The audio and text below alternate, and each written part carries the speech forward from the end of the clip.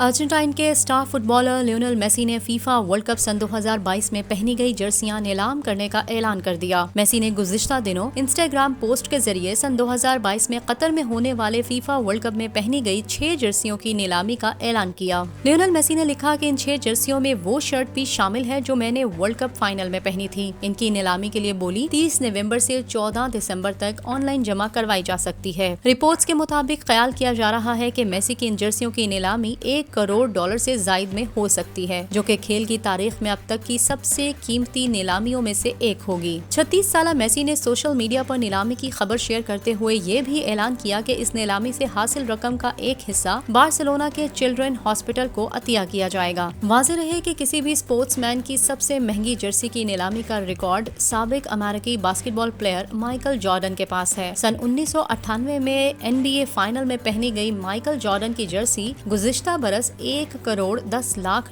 में नीलाम हुई थी। याद रहे कि मेसी की क़यादत में अर्जेंटाइन ने सन 2022 के फीफा वर्ल्ड कप के फाइनल में फ्रांस को शिकस्त देकर तीसरी बार वर्ल्ड कप अपने नाम किया था।